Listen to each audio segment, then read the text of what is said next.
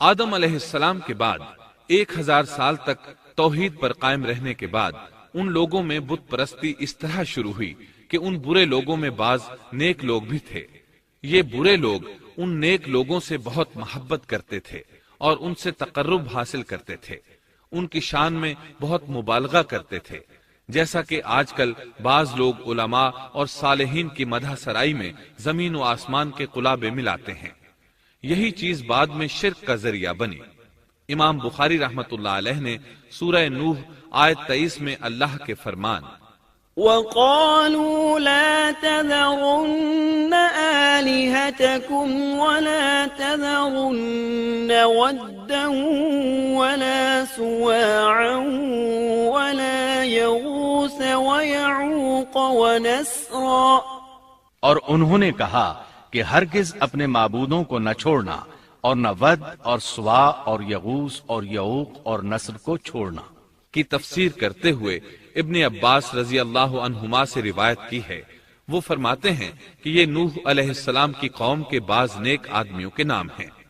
جب وہ فوت ہو گئے تو شیطان نے ان کی قوم کے دل میں یہ بات ڈال دی کہ جہاں وہ حضرات بیٹھا کرتے تھے وہاں ان کے بت بنا کر رکھ دو اور ان کو وہی نام دو جو ان بزرگوں کے تھے۔ انہوں نے ایسا ہی کیا اور پتھر کے بت بنا کر ان کے نام ان بزرگوں والے رکھ دیے۔ اس وقت تو بتوں کی پوجا نہ ہوئی، لیکن جب یہ لوگ فوت ہو گئے اور علم مٹ گیا تب ان کی پوجا ہونے لگی۔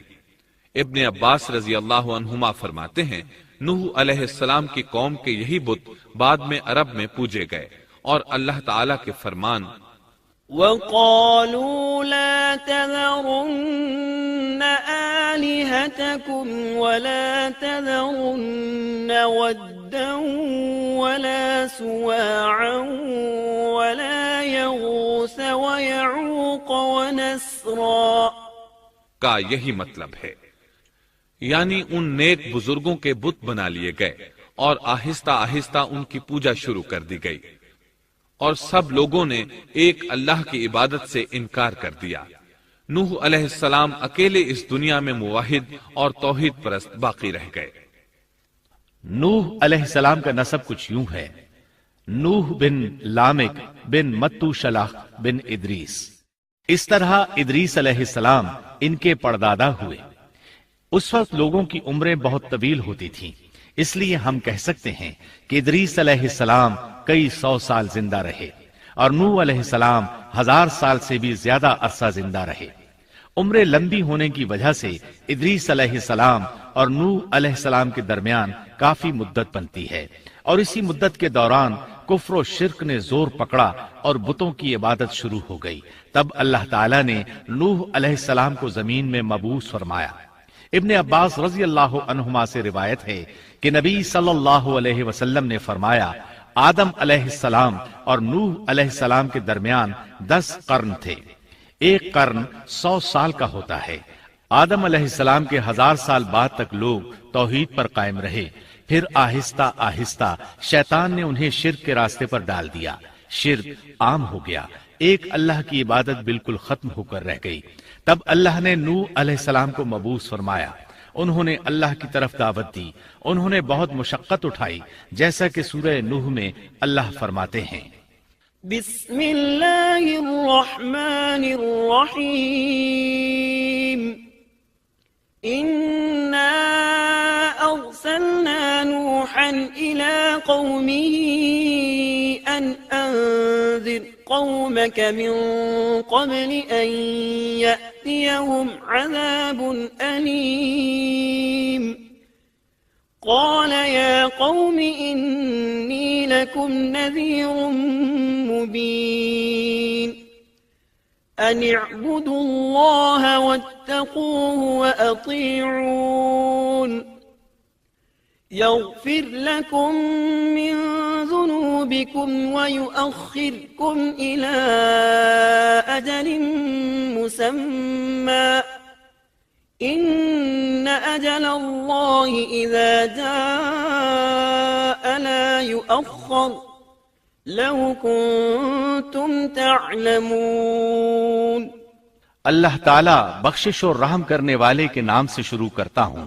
یقیناً ہم نے نوح کو ان کی قوم کی طرف بھیجا کہ اپنی قوم کو ڈراؤ اور خبردار کر دو اس سے پہلے کہ ان کے پاس دردناک عذاب آ جائے۔ نوح نے کہا، اے میری قوم، میں تمہیں صاف صاف ڈرانے والا ہوں کہ تم اللہ کی عبادت کرو اور اس سے ڈرا کرو اور میرا کہنا مانو، تو وہ تمہارے گناہ بخش دے گا اور تمہیں ایک وقت مقررہ تک چھوڑ دے گا۔ یقیناً اللہ کا وعدہ جب آ جاتا ہے تو موقوف نہیں ہوتا، کاش تمہیں سمجھ ہوتی۔ نوح علیہ السلام تبلیغ کے سلسلے میں سخت محنت کرتے، دن رات لوگوں کے گھروں اور ان کے اجتماعات میں جا جا کر انہیں دعوت دیتے۔ آپ انہیں اعلانیہ اور پوشیدہ طور پر دعوت دیتے، یہاں تک کہ دعوت دیتے دیتے انہیں 950 سال گزر گئے، لیکن سوائے چند لوگوں کے کوئی ایمان نہ لایا۔ تب انہوں نے اللہ سے دعا کی، اے میرے اللہ، میں نے اپنی قوم کو دن رات تیری طرف بلایا، لیکن میرے بلانے سے یہ اور زیادہ بھاگنے لگے۔ انہوں نے اپنے کانوں میں انگلیاں ٹھونس لیں، اپنے اوپر کپڑے اوڑھ لیے اور کہنے لگے، ہم تیری شکل دیکھنا نہیں چاہتے۔ میرے اللہ، یہ لوگ تیری باتیں سننا پسند نہیں کرتے۔ میں نے پھر بھی ان سے کہا، اپنے مالک سے بخشش طلب کرو، وہ بڑا بخشنے والا ہے۔ اس وقت نوح علیہ السلام کی قوم میں ایک بادشاہ تھا، وہ بہت مغرور تھا۔ وہ قوم سے کہنے لگا، نوح کی باتوں پر کان نہ دھرنا اور نہ اس سے بحث کرنا، یہ جو کرتا ہے اسے کرنے دو، تم اپنے بتوں کی پوجا پر ڈٹے رہو۔ چنانچہ لوگوں نے نوح علیہ السلام کی باتوں کی طرف سے کان بند کر لیے، اپنے بادشاہ کی بات پر عمل کرنے لگے۔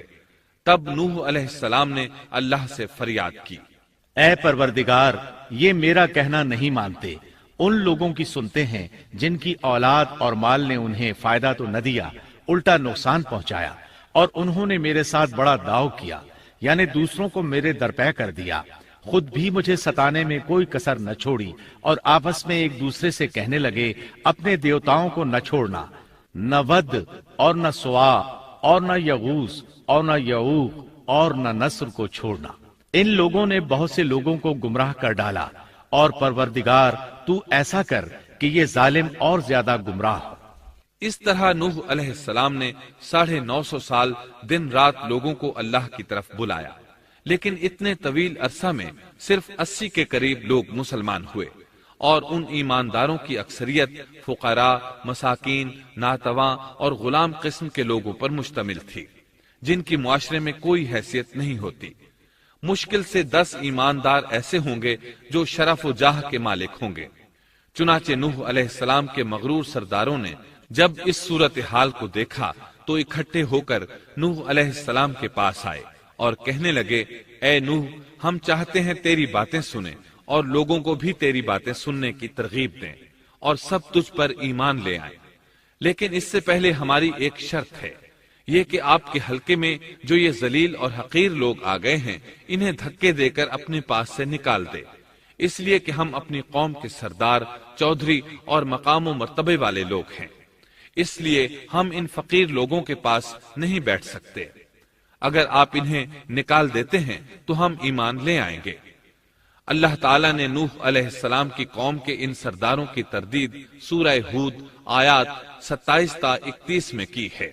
اللہ تعالیٰ فرماتے ہیں، فقال الملأ الذين كفروا من قومه ما نراك إلا بشرا مثلنا وما نراك اتبعك إلا الذين هم أراذلنا بادي الرأي وما نرى لكم علينا من فضل بل نظنكم كاذبين قال يا قوم أرأيتم إن كنت على بينة من ربي وآتاني رحمة من عنده فعميت عليكم أنلزمكموها وأنتم لها كارهون۔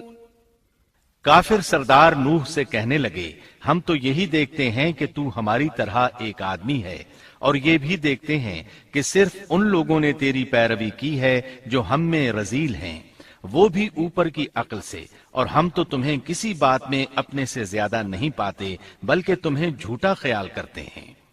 نوح نے کہا، اے سردارو، بتلاؤ تو صحیح، اگر میں اپنے رب کی طرف سے جو دلیل آئی ہے اس پر قائم ہوا اور اس نے اپنی مہربانی سے مجھے سرفراز کیا اور تم سے وہ چھپی رہی، تو کیا زبردستی میں اسے تمہارے سر منڈ دوں گا، حالانکہ تم اس سے بیزار ہو۔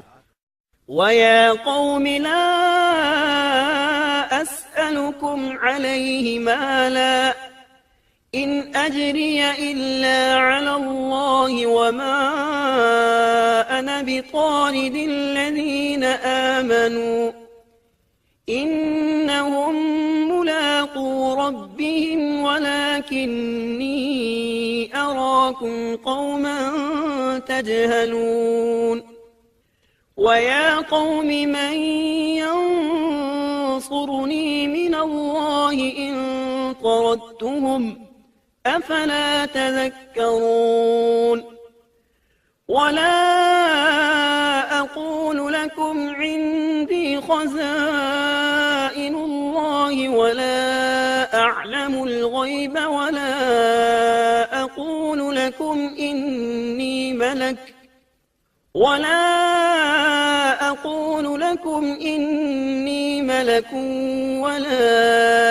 أَقُولُ لِلَّذِينَ تَزْدَرِي أَعْيُنُكُمْ لَن يُؤْتِيَهُمُ اللَّهُ خَيْرًا اللَّهُ أَعْلَمُ بِمَا فِي أَنفُسِهِمْ إِنِّي إِذًا لَّمِنَ الظَّالِمِينَ۔ میری قوم والو، میں تم سے اس پر کوئی مال نہیں مانگتا، میرا ثواب تو صرف اللہ تعالیٰ کے ہاں ہے۔ نہ میں ایمانداروں کو اپنے پاس سے نکال سکتا ہوں، انہیں اپنے رب سے ملنا ہے، لیکن میں دیکھتا ہوں کہ تم لوگ جہالت کی بات کر رہے ہو۔ میری قوم کے لوگوں، اگر میں ان مومنوں کو اپنے پاس سے نکال دوں تو اللہ کے مقابلے میں میری مدد کون کر سکتا ہے؟ کیا تم کچھ بھی غور و فکر نہیں کرتے؟ میں تم سے یہ نہیں کہتا کہ میرے پاس اللہ کے خزانے ہیں اور میں غیب کا علم بھی نہیں رکھتا، نہ میں یہ کہتا ہوں کہ میں کوئی فرشتہ ہوں، نہ میرا یہ قول ہے کہ جن پر تمہاری نگاہیں ذلت سے پڑ رہی ہیں اللہ تعالیٰ انہیں کوئی نعمت دے گا ہی نہیں۔ ان کے دل میں جو ہے اللہ اسے بخوبی جانتا ہے۔ اگر میں ایسی بات کہوں تو یقیناً میرا شمار ظالموں میں سے ہوگا۔ اس پر نوح علیہ السلام کی قوم اور اکڑ گئی اور وہ کہنے لگے، اے نوح، بس بہت ہو گیا، تو نے ہمیں بہت ڈرا دھمکا دیا۔ اب اگر تو سچا ہے تو جس چیز کا وعدہ تو ہم سے کرتا تھا اس کو لے آ۔ نوح علیہ السلام نے ان کی بات سن کر کہا، عذاب لانا تو اللہ کا کام ہے، اللہ کو کوئی عاجز نہیں کر سکتا، اور جب اس کا عذاب آ جائے گا تو کوئی بھاگ نہیں سکے گا۔